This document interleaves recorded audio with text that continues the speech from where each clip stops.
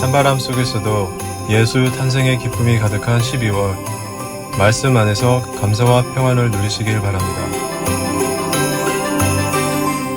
12월 29일 매일 말씀 묵상입니다. 오늘 함께 보실 하나님 말씀은 여호수아 24장 11절부터 13절까지 말씀입니다. 제가 읽겠습니다. 너희가 요단을 건너 여리고에 이른즉 여리고 주민들 곧 아모리 족속과 브리스 족속과 가나안 족속과 헷 족속과 기르가스 족속과 히위 족속과 여부스 족속이 너희와 싸우기로 내가 그들을 너희 손에 넘겨 주었으며 내가 왕벌을 너희 앞에 보내어 그 아모리 족속의 두 왕을 너희 앞에서 쫓아내게 하였나니 너희의 칼이나 너희의 활로써 이같이 한 것이 아니며 내가 또 너희가 수고하지 아니한 땅과 너희가 건설하지 아니한 성읍들을 너희에게 주었더니 너희가 그 가운데에 거주하며 너희는 또 너희가 심지 아니한 포도원과 감람원의 열매를 먹는다 하셨느니라. 아멘. 긴 이 성경을 관통하는 하나의 원리가 있다면은 바로 하나님의 열심일 것입니다. 하나님께서는 하나님의 열심으로 이스라엘 백성들을 찾아오시고 부르시고 또 이끌어 가십니다. 이 믿음의 조상이라고 불리우던 이 아브라함도 사실 처음부터 하나님을 잘 믿어서 이 부르심을 받았던 것이 아니죠. 성경은 아브라함이 이 출발이 이방신을 섬기던 자리였다라는 것을 보여줍니다. 그런데 하나님께서 먼저 찾아오셔서 너는 본토 친척 아비의 집을 떠나라 라고 하시면서 그 사람의 인생을 하나님의 약속으로 다시 쓰기 시작하셨습니다. 애굽에 있었던 이스라엘 백성들도 마찬가지죠. 이 400년을 종으로 살던 그들을 하나님께서는 하나님의 때에 하나님의 손으로 이끌어내셨습니다. 그들의 능력이나 준비가 아니라 하나님의 주권과 열심으로 이끄셨던 것이죠. 그리고 우리의 인생도 그런 것 같아요. 우리는 내가 똑똑해서 내가 열심히 버텨서 여기까지 왔다라고 생각을 합니다. 그런데 시간이 지나서 돌아보면은 그때 내가 강해서가 아니라 내가 뛰어나서가 아니라 나의 믿음이 대단해서가 아니었구나라는 것을 느끼게 됩니다. 하나님이 나를 놓지 않으셨구나. 하나님의 열심으로 나를 이끌어 오셨구나라는 고백을 우리가 하게 됩니다. 오늘 본문은 여호수아가 이스라엘 백성들에게 바로 그 사실을 기억하게 하는 장면입니다. 오늘 함께 볼 이 여호수아의 말씀은 다시 한번 우리에게 이 하나님의 열심을 느끼게 해줍니다. 이제 여호수아 말씀의 막바지에 이르렀는데요.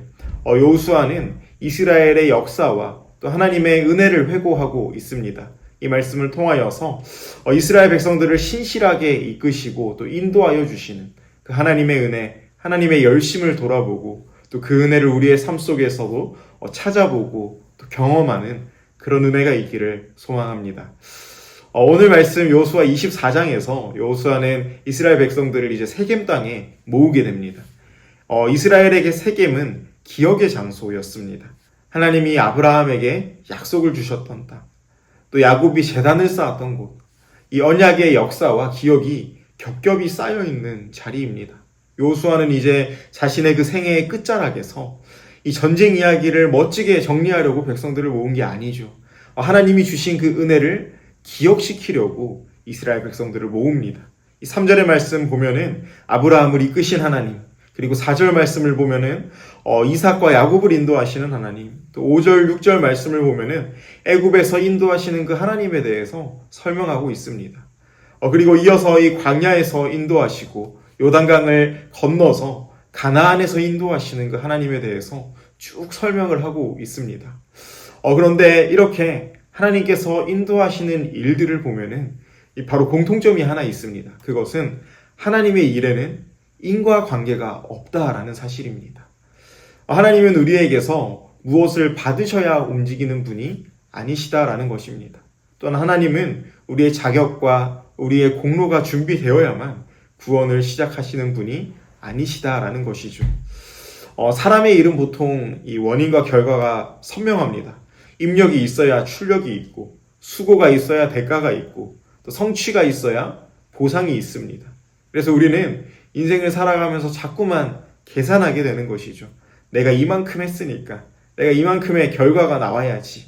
또 내가 이렇게 애썼으니까 하나님 또 이렇게 응답하셔야지라는 생각을 나도 모르게 하게 됩니다. 하지만 이 성경에서 하나님이 구원을 시작하시는 그 방식은 다릅니다. 하나님은 성과로 일하시는 분이 아니라 자격 없는 우리에게 먼저 다가오시고 또 사랑과 약속으로 일하시는 분이십니다. 이 은혜의 시작점은 언제나 하나님이십니다. 그래서 이 여호수아 24장 말씀은 이렇게 선언하는 것입니다. 하나님은 우리의 공로가 아니라 하나님의 열심으로 우리를 구원하신다라고 선언합니다. 이스라엘의 역사는 사람이 잘해서 된 역사가 아니라 하나님이 끝까지 붙드신 역사입니다. 만약에 나의 인풋에 따라서 내 열심에 따라서 하나님께서 우리에게 주시는 아웃풋이 결정된다라면 두렵지 않으십니까? 구원이 취소될 수도 있지 않겠습니까?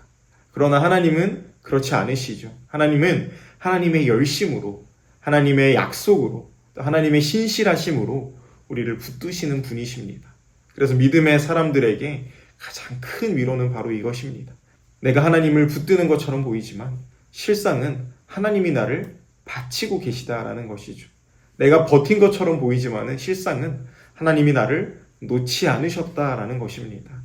특별히 오늘 함께 읽은 본문이 11절부터 13절까지의 말씀을 보면은 여호수아는 가나안 정복의 마지막을 돌아보면서 이스라엘이 어떤 방식으로 승리하였는지 그리고 어떤 방식으로 그 땅을 누리게 되었는지를 아주 분명하게 말합니다. 그리고 이스라엘 백성들에게 너희의 힘이 아니라 하나님이 하신 것이다 라고 선포하고 있습니다. 12절 13절 말씀 제가 다시 한번 읽어보겠습니다.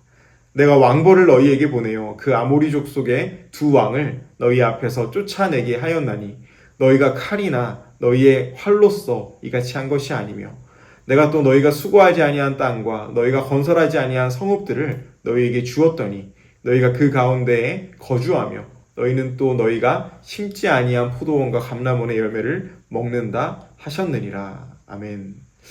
여호수아는 이 가나안의 전쟁을 돌아보면서 하나님께서 왕벌을 보내셔서 아모리족 속의 두 왕을 쫓아내셨다라고 고백합니다.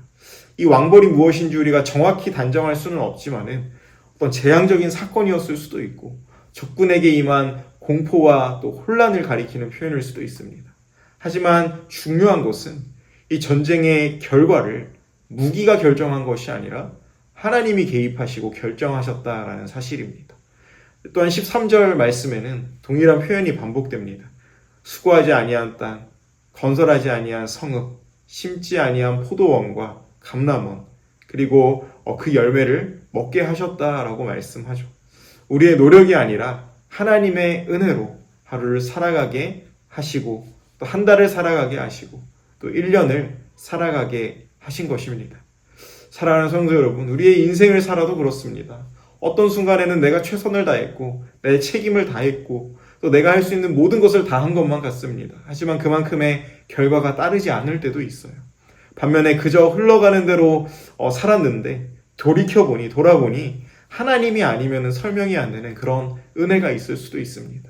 갑자기 정말 불가능해 보였던 일들이 풀리고 또 예상치 못했던 도움을 받게 되고 누군가의 마음이 움직이고 또 상황이 조용히 바뀌게 되는 그런 순간들이 있습니다.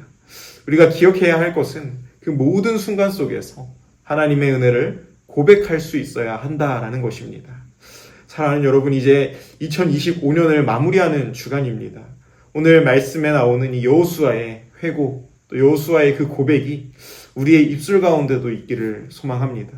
올 한 해 정말 내 힘으로 열심히 살아온 것 같지만 우리가 꼭 해야 할 고백이 있다면 바로 하나님이 하셨습니다라는 고백입니다. 삶의 여러 모습들, 상황들 속에 아무런 이유 없이 우리를 사랑하시고 아무런 이유 없이 우리를 이끌어주시고 또한 빚어가시는 그 하나님의 은혜에 감사할 수밖에 없는 것이 우리의 인생입니다. 바라기는 오늘 이 말씀을 생각하시면서 기도하실 때 하나님 은혜에 감사하는 기도를 드릴 수 있기를 소망합니다. 정말 올 한 해 주님께서 주신 그 은혜들, 내가 받은 그 복을 세어보며 주님 감사합니다. 날마다 하나님과 동행하기 위해서 더 노력하겠습니다. 그리고 2026년도 새해에는 하나님만 더 바라보겠습니다. 하나님의 열심으로 저를 이끌어 주시옵소서라고 고백하고 또 결단할 수 있는 저 여러분들 될 수 있기를 소망합니다. 아멘. 기도하겠습니다. 사랑의 주님, 감사합니다. 오늘 이 여호수아 24장 말씀을 통하여서 정말 여호수아가 그 자신의 삶과 또 이스라엘의 모습을 회고하는 장면을 주님 함께 묵상합니다. 주님, 여호수아와 같이 우리를 정말 하나님께서 보이지 않는 손으로 늘 이끌어 주심을 고백하며 또 감사합니다. 하나님, 우리의 삶 가운데에서 정말 날마다 그 하나님의 은혜와 하나님의 열심을 찬양하고 또 고백하고 날마다 하나님께 감사하며 이 땅을 살아갈 수 있도록 주님 지켜 주시옵소서. 이 모든 말씀 예수님 이름으로 기도합니다. 아멘.